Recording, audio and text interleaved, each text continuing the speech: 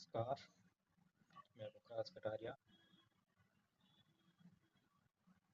आप सबके साथ में आज लेके आया हूँ। मैं commerce first grade second paper से संबंधित लेखांकन के अर्थ, उद्देश्य, तकनीक से संबंधित कुछ महत्वपूर्ण क्वेश्चन है जिस पर आज हम चर्चा करेंगे। हमारा पहला क्वेश्चन है, निम्नलिखित में से कौन सा लेखांकन सिद्धांत स्वामी एवं प्रबंध के अंतर को प्रदर्शित करता है। यानी कि ये क्वेश्चन हमारे जो व्यवसाय की लेखांकन से संबंधित अवधारणाएं उन अवधारणाओं से पूछा गया है और ये इस क्वेश्चन में कहा गया है कि जो लेखांकन सिद्धांत है और प्रबंध, स्वामी और प्रबंध दोनों को अलग अलग कौन सी अवधारणा करती है। तो चालू व्यवसाय है, दोहरा पहलू है, व्यवसायिक अस्तित्व अवधारणा है। तो इसका पहला आंसर है 1 नंबर, वो सही है कि व्यवसायिक अस्तित्व अवधारणा। ये अवधारणा ये कहती है कि व्यवसाय अलग है, स्वामी अलग है। जो इसी अवधारणा के आधार पर जब कोई व्यक्ति किसी प्रकार का व्यवसाय चालू करता है, जैसे कि एक व्यापार है, साझेदारी है, तो संयुक्त हिंदू परिवार है, उसमें जब स्वामी पूंजी लगाता है व्यवसाय के अंदर, तो उसका अलग से लेखा किया जाता है। और जब स्वामी है वो व्यवसाय से पूंजी निकालते हैं तो उसका अलग लेखा किया जाता है। पूंजी निकालने पर ड्रॉइंग अकाउंट में लेखा किया जाता है और पूंजी लगाने पर कैपिटल अकाउंट में लेखा किया जाता है। तो ये दोनों स्वामी या प्रबंध को अलग अलग करता है पृथक व्यवसायिक अवधारणा। और अगला क्वेश्चन है हमारा, भारत में लेखांकन मानक जारी कौन करते हैं, इंडियन स्टैंडर्ड कौन जारी करते हैं। तो भारतीय चार्टर्ड लेखाकार संस्था है ये संस्था जो भारत में लेखांकन से संबंधित नियम जारी करती है कि कौन से नियम होंगे, किस प्रकार लेखांकन किया जाएगा, किन किन नियमों, विधियों, प्रणालियों का लेखांकन करते समय उपयोग किया जाएगा, इससे संबंधित भारतीय चार्टर्ड लेखाकार संस्था द्वारा लेखांकन मानक जारी किए जाते हैं। अगला क्वेश्चन है, निम्नलिखित कथनों में से खाता बही के संबंध में कौन सा एक विषय में, यानी खाता बही से संबंधित कुछ तथ्य हमें दिए गए हैं, उन तथ्यों में से हमें यह जानना है कि कौन सा तथ्य विषम यानी कि गलत है, उस तथ्य को खोजना है। इन खाता बही का कार्य क्षेत्र और रिपोर्टिंग, वर्गीकरण और सारांश से संबंधित है। ये कथन बिल्कुल सही है, क्योंकि खाता बही में कार्य क्षेत्र व्यवसाय से संबंधित लेन देन, उनको रिकॉर्ड करना, उनको वर्गीकरण अलग अलग खातों में बांटना, उनका सारांश निकालना, जैसे लाभ हानि खाता, वित्तीय विवरण बनाना आदि तलपट है।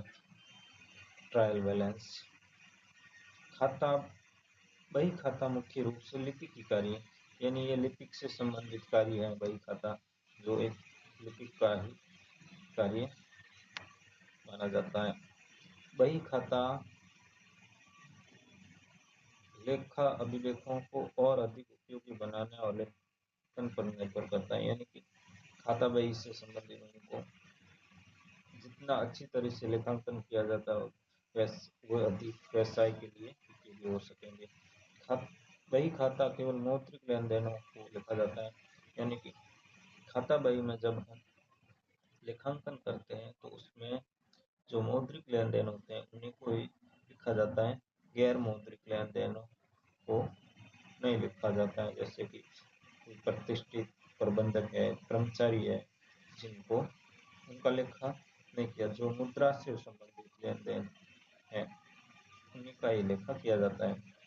बही खाता लेखांकन प्रक्रिया के बाद होता है। बही खाता लेखांकन प्रक्रिया के बाद होता है, लेखांकन प्रक्रिया से पहले होता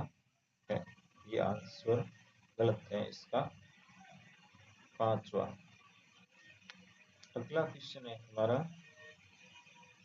लेखांकन के दूरदर्शिता सिद्धांत के संबंध में निम्न में से क्या सत्य है?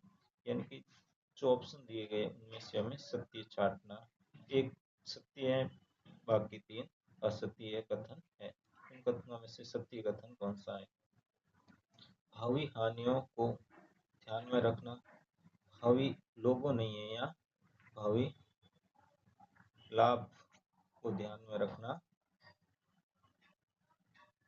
और अशोधी ऋणों को ध्यान में रखना, स्कंद तथा मूल्यह्रास को ध्यान में रखना। यानी कि लेखांकन कार्य किया जाता है तो लेखांकन का दूरदर्शिता सिद्धांत यानी कि वो आगे की सोचना, भविष्य की सोचना, उसमें उसके लिए भावी हानियों को ध्यान में रखा जाता है। ऑप्शन नंबर 1 राइट है।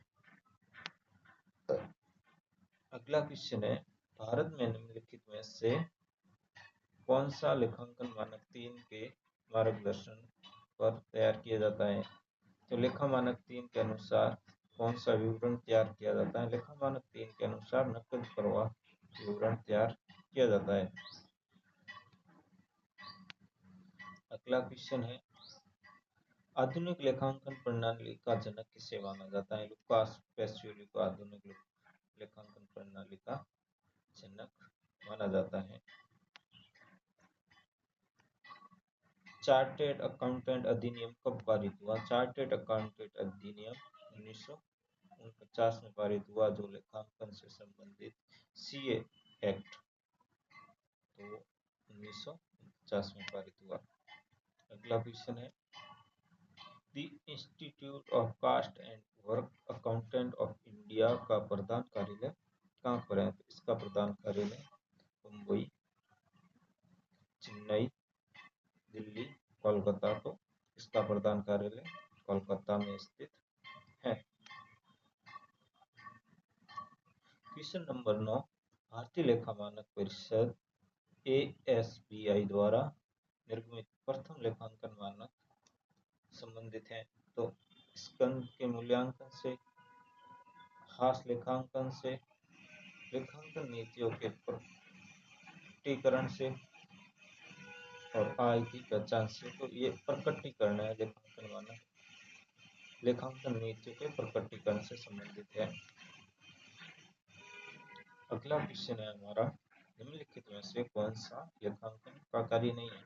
लेखांकन का हमें ये चार्टना है, इसमें से कौन सा कार्य लेखांकन का नहीं है? अभिलेखों को व्यवस्थित रूप से रखना, ये लेखांकन का कार्य है। व्यवसाय की संपत्ति की रक्षा करना, यह भी लेखांकन का कार्य है। परिणामों को अधिकतम करना और वैधानिक आवश्यकताओं को पूरा करना, यह भी लेखांकन कार्य है। लेकिन ऑप्शन नंबर 3 वह गलत है, क्योंकि लेखांकन का उद्देश्य परिणामों को अधिकतम नहीं करना नहीं होता है। लेखांकन का उद्देश्य परिणामों को व्यवस्थित तरीके से सही, शुद्धता, सत्यता, विश्वसनीयता के साथ में करना होता है। आप सभी का धन्यवाद।